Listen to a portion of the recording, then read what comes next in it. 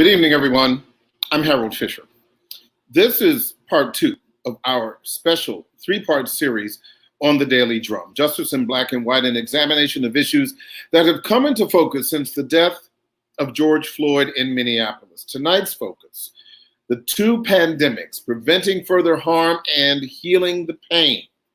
This program can be heard on 96.3 WHUR, Sirius XM Channel 141, WHUR.com, and streaming on all of our digital platforms. Tonight's program will also be rebroadcast at 10 o'clock on our sister station, WHUT-TV, Channel 32. Now, of course, we are not taking any phone calls tonight, but you can join the conversation using the hashtag WHUR-FM. My guests tonight are Dr. Reed Tuckson, Chair of the Black Coalition Against COVID-19 and Howard University trustee, Dr. Niambi Carter, Associate Professor in the Department of Political Science at Howard University and author of the book American While Black, African Americans, Immigration, and the Limits of Citizenship. Also with us, Timothy Williams, an expert in police procedure, use of force, and wrongful convictions. And finally, we have the Reverend Mark Thompson, civil rights organizer. I want to thank all of you for sharing in this really important conversation. I want to get right into this. Let me first start with you, Timothy. Talk to me a little bit about where you see we are right now. Where do we go from this point? We've had the protests and unfortunately the civil unrest. We had the funeral for George Floyd today in Minneapolis. What's the next step? Well, the next step, and thanks for having me. The next step is that we've got to come to the table. When I say we, the stakeholders in the community, you got to bring the faith community, you've got to bring the educational community, you've got to bring the business community, you got to bring law enforcement, you got to bring all the stakeholders that make a community, and come to the table and do some meaningful discussion, and with that discussion, implement meaningful and concise reform in the criminal justice system. Secondly, there needs to be a federal oversight in that in the law enforcement organizations under this administration. We will not see that. I'm talking about in the area of consent decrees, and hopefully that will come back, because those consent decrees have teeth. They have federal oversight by the federal courts, and things can be mandated. The third thing is that, as it relates to the coherent change in the system, is that you've got to look at what's coming in the system. When I say coming in the system, those individuals who are becoming officers, making sure that they have the proper core values. And then the fourth thing is that you need to have proper leadership. Leadership is key. I can't overemphasize that. You have, and I don't want to paint anyone with a broad brushstroke, but you have good chiefs out there. Then you have chiefs that shouldn't even be running an organization. They don't have a coherent or creative thought in their mind. And what you see, they go from one agency to another, and you recycle the same bad leadership all across the country. Then you have to, with that leadership, you have to hold supervision accountable. You have to hold, that's the frontline management. You have to hold the watch commanders accountable. You have to hold the commanding officers accountable. At the end of the day, everything falls at the feet of that chief. And the fifth thing is the civic responsibility. These mayors hire and appoint these chiefs. The city council ratifies their decision, and all these are elected officials. Well, that means that the public has to come out and question these individuals and vote coherently.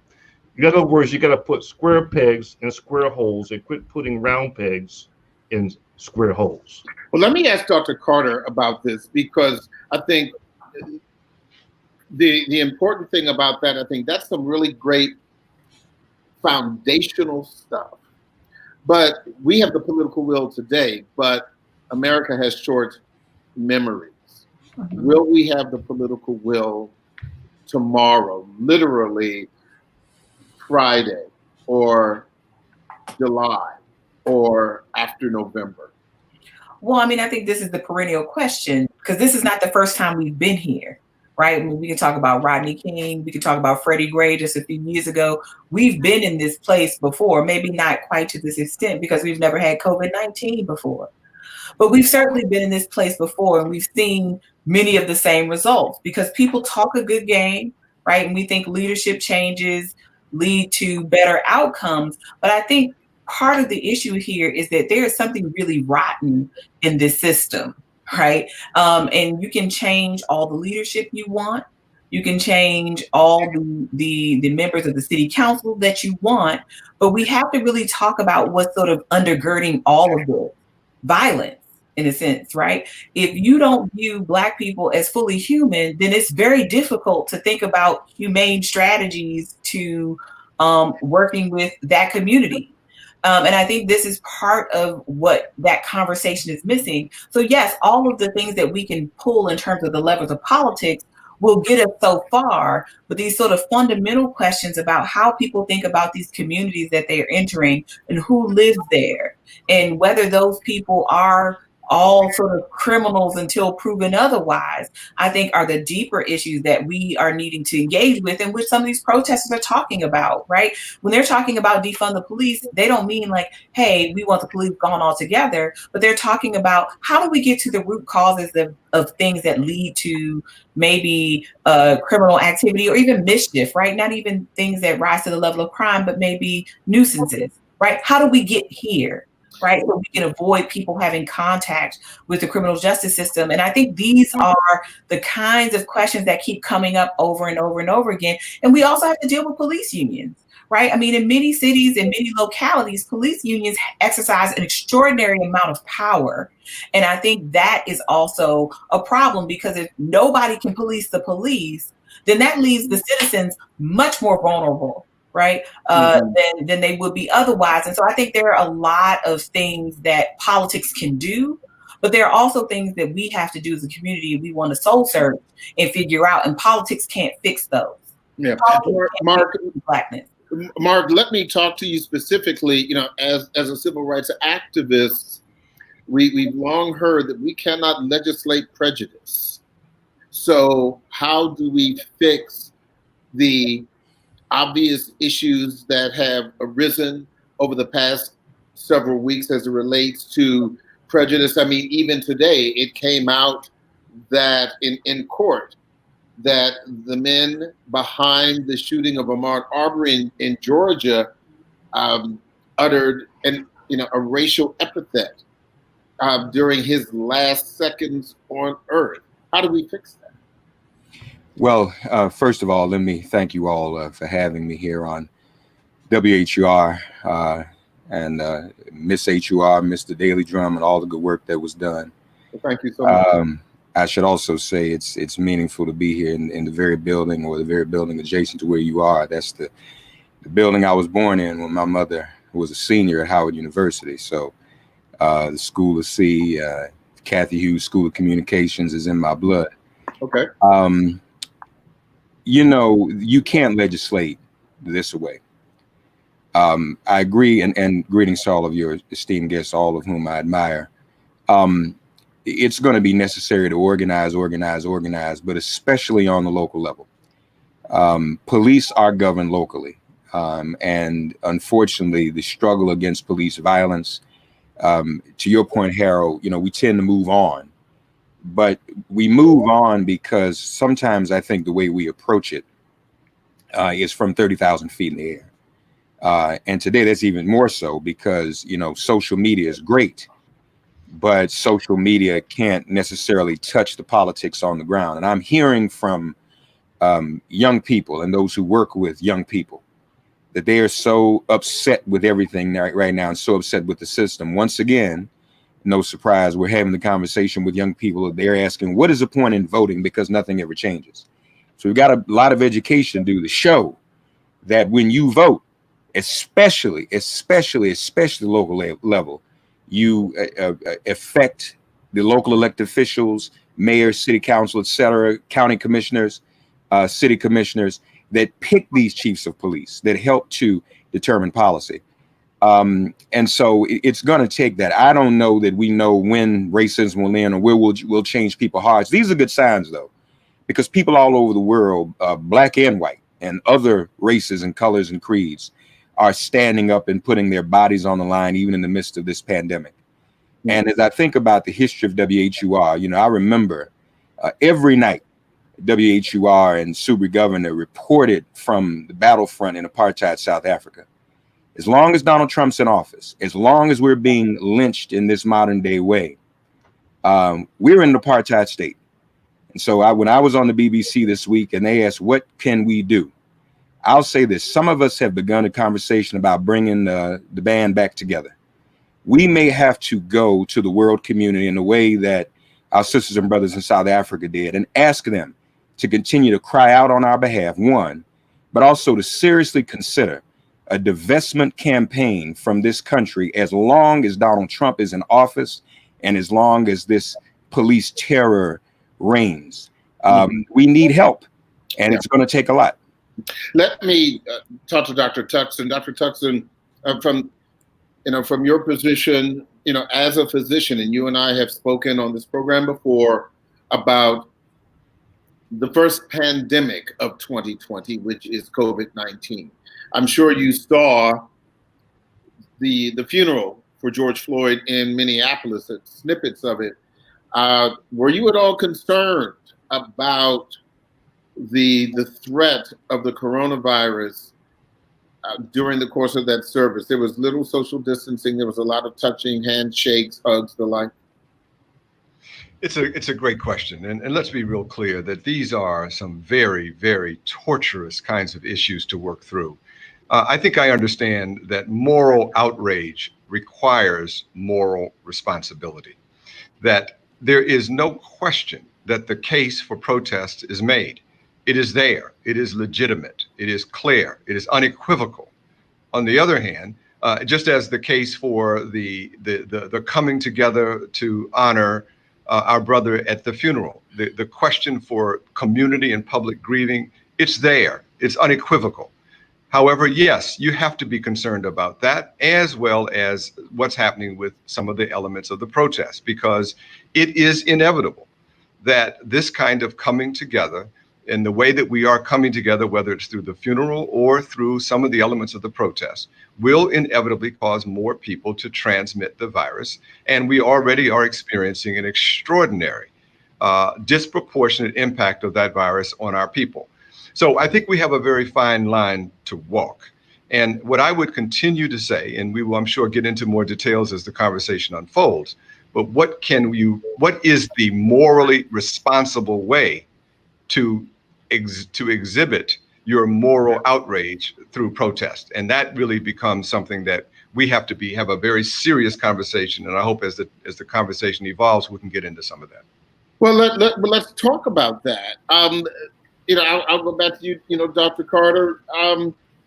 How do you balance that, the two pandemics, as it relates to the focus of this conversation, where you have a concern about people getting sick, particularly Black folks who have been disproportionately impacted by the coronavirus, and Black folks who have been disproportionately impacted by racism in this country? Well, I think it's interesting that on the day that we lay Mr. Floyd to rest, it was also revealed that he had survived COVID-19, right? I think that's something to think about. I don't know what the appropriate response is, because again, we're talking about a virus that kills Black people at 3 times the rate as it does white Americans. And these are things that are really concerning, especially when we talk about things like funerals and gatherings where you want to be close to other people, where you're in a protest where you actually are arm in arm in some cases with other people.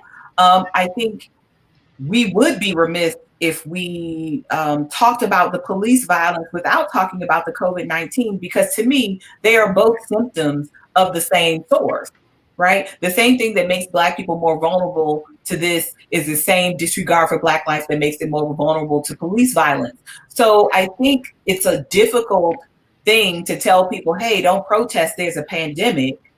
But it's also irresponsible to suggest that the pandemic is solved. We know we've had a woefully inadequate response in this country to this pandemic, and this is a very real threat to those people's lives. So in addition to fighting off or working through the militarized police forces in some of these cities that are being deployed to manage these protesters, we're also talking about the fact that people are likely putting themselves at risk in these very same protests for COVID-19. So it's a double-edged sword. I don't think that social justice can wait. At the same time, how do we exercise the caution that is needed at this time? Because we know it's still a very dangerous time. We have not gotten this thing under control by any stretch. And these very same communities that are out here protesting are many of those same communities that are especially vulnerable to this virus.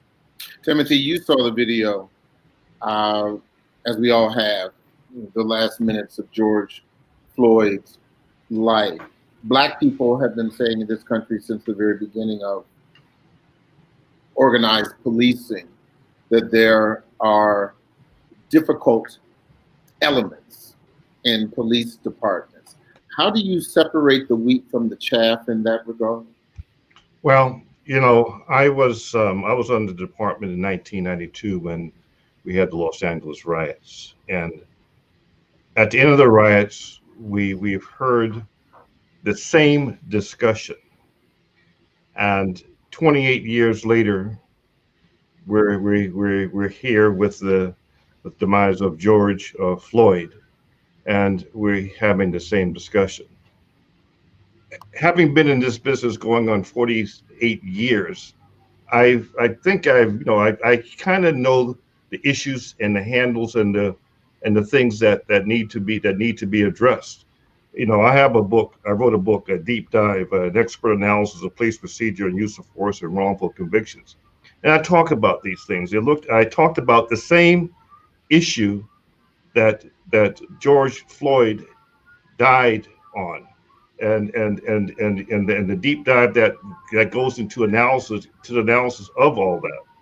But the thing is that, you know, Dr. King said, and I think it's rightly so, and it has that phrase has withstood the ages.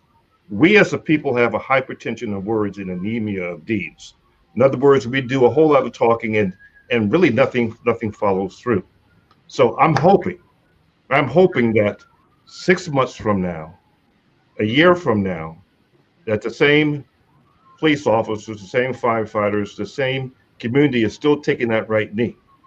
I'm hoping 6 months from now, a year from now, that there be some meaningful dialogue, not only dialogue, but some action to make change in this criminal justice system in our country. My thing is doing one city at a time, and guess what's going to happen? That one city is going to catch on to the next city, and the next city is going to catch on to the next city, and then you will see the change. But we got to quit talking, and we got to do. We got to quit talking about it and be about it. Well said. I just want to remind our viewers and listeners that this is part 2 of our special 3-part series here on the Daily Drum, Justice in Black and White, an examination of issues that have come into focus since the death of George Floyd in Minneapolis. And tonight's focus is the 2 pandemics, preventing further harm and healing the pain. Now, if you have a comment or a question, you can certainly send it to Facebook on WHUR's Facebook page. We certainly invite you to participate in this conversation. Of course, we will post that and try to address that conversation during the course of this conversation.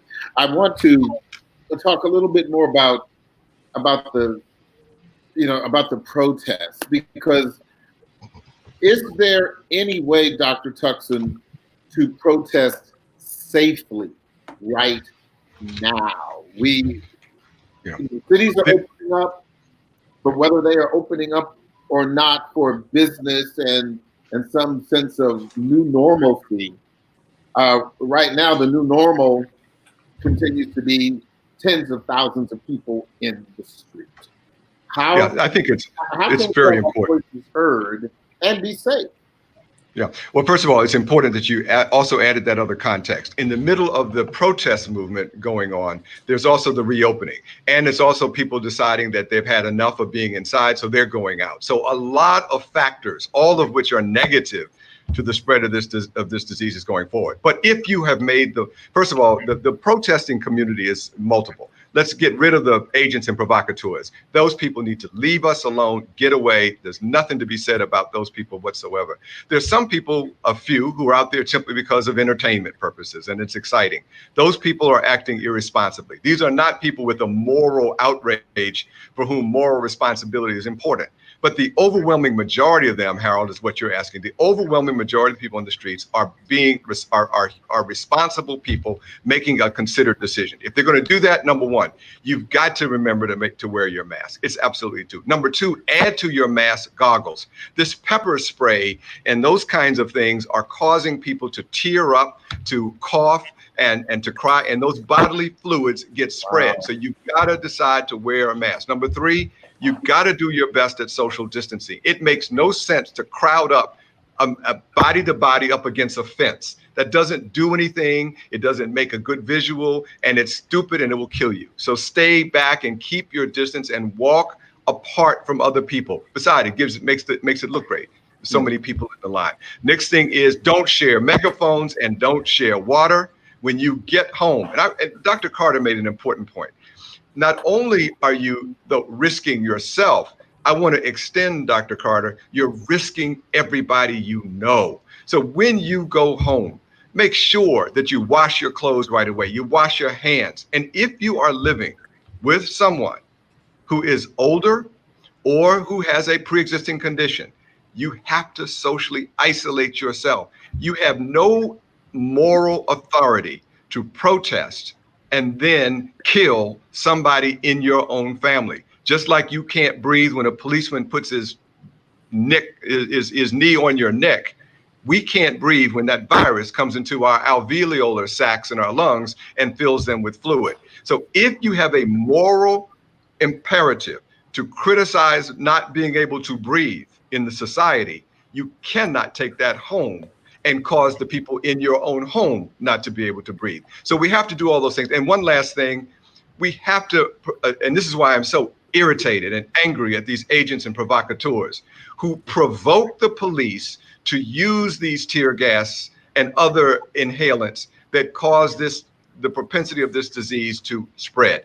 Stay away from those crazy people. If you are in an environment where you see that, move. You're doing nothing but to hurt yourself and other people. But I would do all of those things. Wear your mask every single time you're there. But by the way, if you get caught with the tear gas, it's very difficult to wear your mask because you're irritated. Stay away from the crazy people. Don't get near where there has to be tear gas. It doesn't do any good. Wear your goggles, socially distance, don't crowd up, don't share megaphones, don't share water, wash everything. And if you're living around people that are vulnerable, you got to socially isolate. That's just the way the game goes. Mm-hmm. Mark, let me ask you a similar question as it relates to this new civil rights, human rights protest, not just here in America, but now around the world, sparked by the horrific George Floyd video. What impact do you believe the COVID-19 pandemic is having on it? Would it be any different if there were no coronavirus right now? Oh, yeah, it'd be a whole lot different. And I agree with every word that Dr. Tuxton said and Brother Timothy said on this. First of all, I think it is very dangerous for people to be out demonstrating. I live here in the epicenter in New York. I have not been out for that reason, as a middle-aged Black man. Raising a son who graduates and turns 18 this weekend, I can't risk anything happening to me. Now, maybe after this weekend, because those of you who know me, this, protest in the street is in my blood, but it's just too big of a risk. Now, maybe after his 18th birthday and graduation, I'll decide to go out Monday in a blaze of glory. But not only would that not be very responsible, it's very, very dangerous for everyone, even around the world. And I fear that there will be a spike after this. And again, that's where the challenge comes in, as Timothy was saying. As I said earlier, this happens on the local level. We have civilian complaint review, for example, in Washington, D.C., because we struggled at the local level. We came just short of, before Marion Barry left office, civilian oversight. And these are the type of things that communities need to struggle for. Colorchange.org, Movement for Black Lives, have been promoting these principles. The Zero campaign have been promoting principles that local communities can get around, but it takes some discipline. I must say that we have to be very, very careful, all of us who are activists, that we don't mistake likes and shares and retweets and all of that on social media and reposts for actual tangible movement. All right, because we see those numbers and we think that this is something, but we need to be right there on the ground in our local communities, putting pressure on entities within the community to withdraw financial support from the police department, to put pressure on city leaders, mayors, and what have you, to redistribute funds, our tax dollars, away from the police so that they'll stop lynching us. And then also put pressure locally on politicians not to be so beholden to these police unions. Now, we had a big breakthrough last week when the National Fraternal Order of Police even came out. I don't think they've ever done anything like this before. Even they admitted that the killing of George Floyd was wrong. But yeah, you know, those are things we can do in the long term that are even more important and more long-standing and more effective than going out like, you know, in a flash in the pan in the middle of a pandemic and risking our lives. Mm-hmm. Dr. Carter, as it relates to the risk being worth the reward, we've seen the activities over the past week or so kind of move that the needle towards justice. But beyond that, are these protests in the midst of the COVID-19 pandemic part of a sacrifice that just must be made? I don't know if it must be made in this way, because I think Mark is exactly right. There's a lot that can happen at the local level, right, that we can think about. But again, we've never been in this moment, right, protesting in the midst of a pandemic. And so we have to be thinking about different ways that we can be effective. So for sure, I mean, I think it's a noble thing. I don't think anyone here is suggesting that people don't follow their hearts, but we also know that it can be a very foolhardy thing also, right? I mean, many of us, I mean, I have elderly parents, you know, or have people who have other conditions like hypertension, diabetes, and other things that make them particularly vulnerable. But these are very perilous times. And so if we think that the police won't kill us, the virus certainly can do that as well in very short order. And so I think we have to be mindful that if we have these other tools where we can organize and think about another kind of strategy, because people keep talking about November 3rd, but that's an election, right? We have a lot more at stake in local communities. Not to say that the president doesn't matter. We absolutely know he does. He's terribly mismanaged this whole crisis. But we also know that this is not our last bite at the apple, right? If you voted in DC this week, you know that there are city council seats that are up for grabs, right, that you need to be paying attention to. And so there are a lot of things that we can use, the very tools that we use to organize these protests for, to organize different kinds of coordinated actions, because different moments call for different strategies, right? We cannot be asking people, I don't think it's fair to say, go out here and potentially kill yourself, right? I don't know that necessarily does what we think it's going to do. It's noble, perhaps, but I think it may be short-sighted, because we need this energy and we need this activism for years to come, because these are centuries-old problems. They're not going away in 2 months or 2 weeks, right? Absolutely. Yeah. So I think it's something we have to think about, because this pandemic, even though we have hardly talked about it in these last few weeks because of these protests, in this last week because of these protests, it's still here. Absolutely. And certainly there is a concern that we will be talking about it a lot more as the year goes on. And I think that is something that everyone needs to keep in the forefront. I want to thank Reverend Mark Thompson for sharing with us. I know that you have another commitment, but I really appreciate you sharing your thoughts, your wisdom, and your expertise in this regard. And we certainly wish you the best. And continued good health for you and your son. So yes, congratulations. Thank you so much. God bless you all. Good to see you all. Thank you. And we also now would like to welcome Matthew Horace, who is the author of the book, The Black and the Blue, A Cop Reveals the Crimes, Racism, and Injustice in America's Law Enforcement. Matt, thanks for joining me. I appreciate it. Good evening, Harold, once again. Absolutely. I want to start with you as we talk about this conversation. One of the things that I'm sure has been particularly difficult for people like yourself, former law enforcement, is to watch the horrific video of what happened to George Floyd. And there have been discussions not only just in this forum, but about conversations about defunding or reducing the funding for police departments. What are your thoughts about that? I heard that earlier about out in Seattle, there was some push towards that. I don't know that defunding policing will help our communities in the way that we need, because we still need police services. We just need good police services. And that's a lot of what we talk about in the book. When you call 911, you want help, but you want to know who's coming, and you want to know which type of officer is going to be showing up. So I don't know that defunding is the answer. I've always maintained, and we talk about it in the book over and over, that recruitment, hiring, training, and accountability really is the answer, followed by sweeping criminal justice reform to get to the point where we're not seeing these sorts of things. This thing in Minneapolis was a travesty on every level.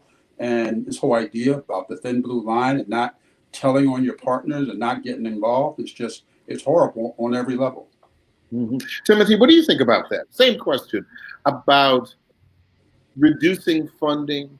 I mean, that's such a broad thing when you're talking about cutting back the money for police departments, even in the context of where we are right now.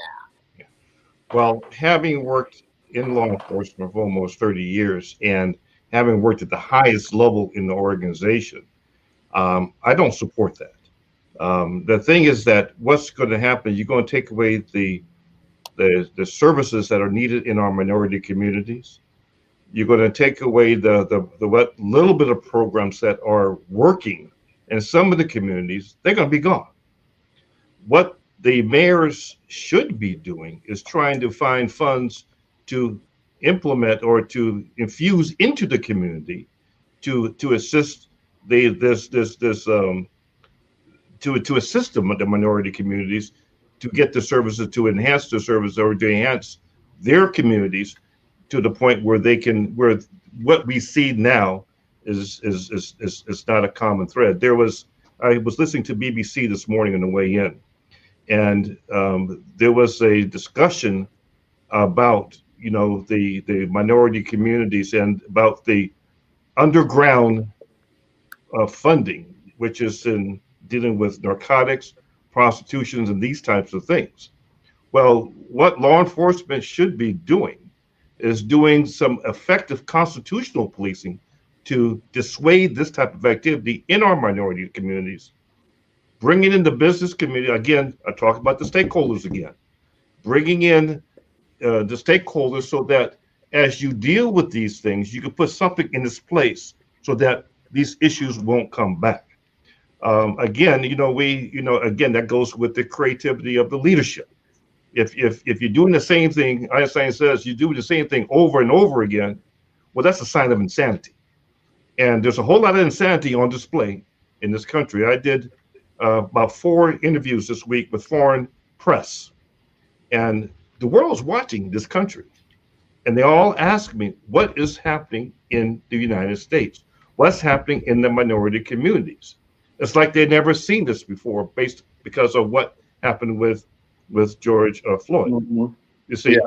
But the thing is that, as I tell them, this has been going on longer than I've been living, and it was going on before my parents were born. Just so happened, technology has changed and has uncovered the ugliness of America, and we see what's been going on for decades and decades. Now, it's incumbent upon us to try to do something about that, not try, but to do something about that and make a change. We can make a change, but we need to go about it. It's not going to be easy, You got to roll up your sleeves, and it's hard work. It's not going to happen in 1 year or 5 years. You're talking about a 10 or 20 year process. But if you do it, it can and will be done. Can I make a comment? Please. I think Timothy's made a good point. Let me look at it the same point, though, through a different lens. The way in which money is used to solve and deal with social problems is an art form, and it's something that requires great sophistication. No one, I think, is going to be supportive of decreasing the budget for police department because at the time we need that service. In fact, I think just the opposite fear. As a public health official and as the former commissioner of health in DC, I watched persistently the public health budget cut over and over again for the sake of the police department and the criminal justice system because of the challenges that we were facing during the time that I was there. Public health is being cut back drastically across this country, and military budgets at the federal level and police budgets and so forth at the local level will increase. I'm very concerned about that. But what I'm really more interested in is how we bring those two communities together. They're really not that different in some many important ways. If you think about the community demand for a conversation with our police about what is our shared vision for what a safe city looks like? What is our shared vision for what a protected community environment looks like? Is the same exercise that we have to have for what is a healthy city look like? What does are the elements that requires for us to have the kind of a health infrastructure that allows each individual to maximize their own God-given human potential? Those two conversations should not be occurring separate. They're all part of one sense of a vision that we all have about the way we want to live our lives. And so what I would urge is that as we put forward money and have conversations about certainly training the police, which is essential, and as we start thinking about the role of the police in our society, let's make it a conversation about what is the society that we are looking for? What is the environment that we have to say? How do we give ourselves a safety that allows our children to go outside and have their childhood back? How do our kids jump rope and play in the street so they can be healthy? How can seniors walk so that they prevent the diabetes that Dr. Carter talked about? You can't walk in our community if you're afraid of being hit in the head by somebody. So these are all interrelated. And so my only point ultimately is that money and the way you use money to affect social change does not have us walled off in our compartments. If we were intelligent, we would use money and budgets to bring the pieces together in a coherent, multidisciplinary whole. Yeah, and I think Let me wait a minute. Go ahead, Dr. Carter. I would just say, I think what Dr. Tutson is talking about is what some of these defund advocates are talking about, right? Is that it's not to say that we don't think that there should be any police at all, although there are those who say, let's abolish it altogether. But what most people are saying is many of the things that we're asking police to respond to, like mental health distress and other things that they're not trained for, would be better served if we actually had community mental health, which we used to have, but we defunded essentially.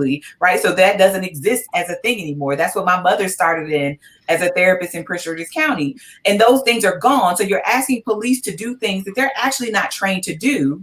And then there are also those who say, well, these underground economies that Mr. Williams was talking about a moment ago are funded by something. So what is that something? Let's get to that. Right. And perhaps we might even want to think about decriminalizing certain kinds of things. Right. Perhaps sex work, for example, so that it perhaps leads to harm reduction. So I think there are a lot of conversations when we just use the word defund the police that are happening, and they're not all the same thing, but they're probably more of let's spend less time trying to lock people up and more time trying to figure out why people are turning to certain activities or behaviors in the first place, right? Rec leagues, which we know are great things to have, particularly in the summertime when schools are closed, are not available. So this is maybe a prime time for mischief. So what does that look like, right? How can we be creative with what we have so we bring about a better life, not just for the citizens, but even law enforcement officials? I'm sure there are many people who are doing parts of their job,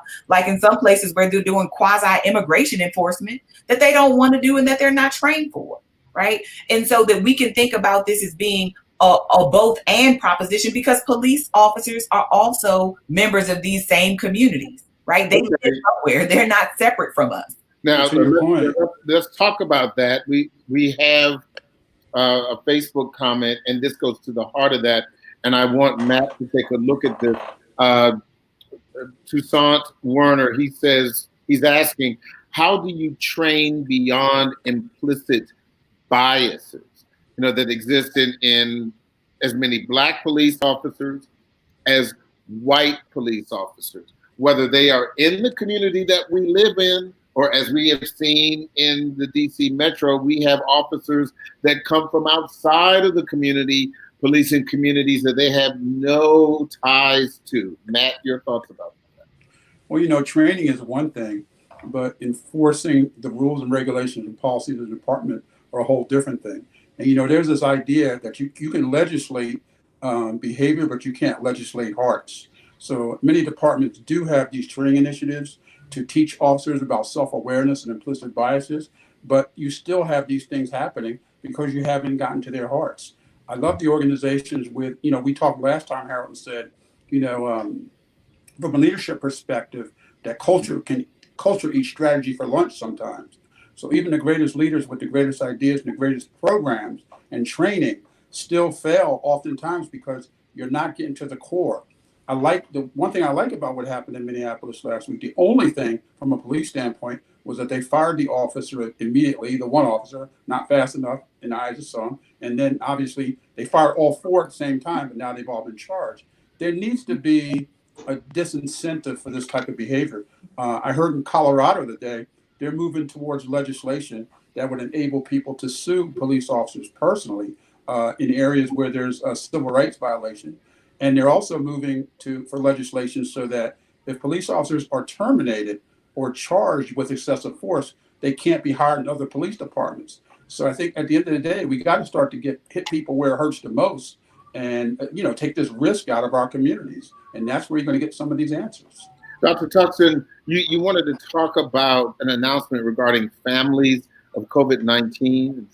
Yes, I do. And by the way, one other thing, I want to amend the other advice that I gave around mask, goggles, social distancing, and so forth and so on, to also say that if you are also around people who are vulnerable when you go back home, you should, and you have to socially isolate, get tested. And the mayor made an announcement today, I thought very responsibly, the mayor, around increasing availability of testing. The announcement I want to make is that just as we believe and understand that Black lives matter, Black deaths have to matter too, that our dignity has to be upheld when we die. COVID, one of the terrible things about COVID is that you die alone in the hospital and the funerals are small and we don't get to mourn as a community. The Black Coalition Against COVID is hosting with WHUR, WHUT, WPFW, the Washington Informer on June 14th at 11 to 12, a time for remembrance of those families that have lost a loved one from COVID. We need to elevate this up. Those lives cannot be lost in the dark of night, in the quiet, and the silence. We have to have a chance to mourn as a community. I'm asking anyone out there who has a family who lost a loved one, contact me immediately. I'm going to give you my personal phone number, 612-839-4810, 612-839-4810. We need to hear from you. We want to put you on the air and have you a part of this day of celebration. At the end of the day, we have to realize that if Black lives matter, Black deaths have to matter, and we have to honor our own. And this is what the Black Coalition Against COVID is doing. So I need to go back to today's funeral in Minneapolis for George Floyd, because as I said in the very beginning of this discussion, very influential Black folks were in that funeral. They were participating there. They were in the audience. You had, you had T.I., you had Kevin Hart, you had some others. There was no social distancing. Tiffany Haddish was there. She had on a mask. Kevin Hart did not, but he was sitting next to Tiffany Haddish. And like you said, if Black lives matter, Black health matters, and just sitting there and watching the people in that audience gave so many mixed messages. I'm raising my hand. I'm saying, help me here, Doc, because there's no clarity here. No clarity. And at the end of the day, what the really scary part is when we send these, it means that our young people don't get the message and they think it is okay to be loose and to be relaxed. And so I think one of the things we have to do is start holding our people accountable for their behavior. Again, I come back to what this is about for me. Moral outrage requires moral responsibility. One of the things that we're happy about, at least in our city, is we got our big G Glover from the Backyard Band.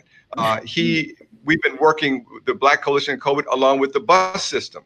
We're going to be, you'll see his face coming in the next couple of days on the buses, him wearing a mask and saying, I wear mine, you wear yours. We need every legitimate voice in our community to keep the pressure on and not get loose. And so I'm really, really hoping that our celebrities will be called to task and say, excuse me, Kevin, we appreciate you were there, but look at the message gave to our children. That's irresponsible, my brother. We love you, we care about you, but stop doing stupid things. Mm-hmm. Dr. Carter, you're nodding your head. Absolutely, because I walk around with a mask at all times, even if I'm not around people. I keep it in my pocket, right? Just in case I get near or something, right? I run, so it's hard to run with a mask, but I always have it on my neck or somewhere around me just to go in the store. And I'm riding through my neighborhood or I'm in communities and people have nothing on, right? I mean, seeing people with small children, nothing on, right? I mean, it is distressing, right? Because I mean, it's like, am I getting a different set of news than somebody else? And maybe because one of my relatives is an immunologist, so he's always like, look, watch it, right? Like it doesn't need a lot of room, right? It's a virus. You can't see it. But I mean, it is distressing when you see people out as if nothing is wrong. And I think this partial reopening also sent a really bad message because everyone was saying it's too soon. We understand the economic constraints, but it's too soon.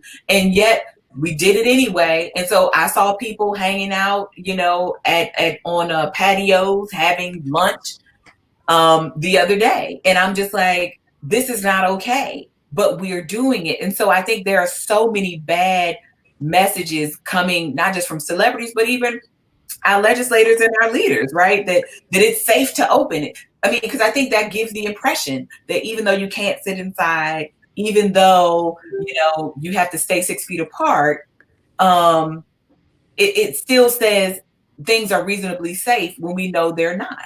Mm-hmm. I have another Facebook question. I think this is a really good question. I'll post this one for Tim. Apostle Frank Burton Jr. says, how do we recognize provocateurs for disrupting our protests? What should we look for, and what are they bringing to, they're bringing chaos, is what he's saying. How do they're bleeding into the crowds? Well, as I was observing the protests across the country, there was one thing that stood out. These protests, number one, were very organized, and number two, it was embedded in these protests individuals who were up to no good. There was a vignette. I don't know if you guys saw this. I think it was in Minnesota, where this white girl was spray painting on the side of the business, Black Lives Matter. So happened that Black Lives Matter person was there and asked her what she was doing. She was saying that, you know, Black Lives Matter don't, you know, we don't deface, we don't loot, we don't do that. We protest and we march. And the white girl says, well, some black person told me to do this. Well, see, now what if that wasn't caught on television? Now you have Black Lives Matter has a blemish of saying, well, they're out there doing all this, they're doing all this, and they, in fact, are not doing that. I do a lot of testifying in both state and federal court in both criminal and civil rights cases, and Black Lives Matter are there from time to time. And I tell you, they comport themselves very well in court. There was never been no problems. The judges never had to say anything. Yeah. So the media has given them a bad jacket for, you know, I don't say for some reason, I know the reason, but gives them a bad jacket. The thing is that, as you go out there, there's a planned agenda for these protests. Now, hopefully, these implants are gone now. But when dusk comes, Yeah. here they come. Yeah. Here they come. I only have a few minutes left, and I wanted to give everyone about 30 seconds to kind of make a final point. Matt, I'll start with you, and I'll put my hand up because I've got a hard out. But please, your final thoughts here. I just think that now's the time. We all need to come together and need to push for sweeping criminal justice reform in whatever ways that's meaningful in your own communities. We can't take the foot off the pedal, just like the officer's knee was on the neck. Yeah, a very, very important point. Dr. Carter, your final thoughts about the political climate and where we are in these two pandemics. You've got a minute or so. I think the political climate is dire. I think it's more important now than ever that people be participatory.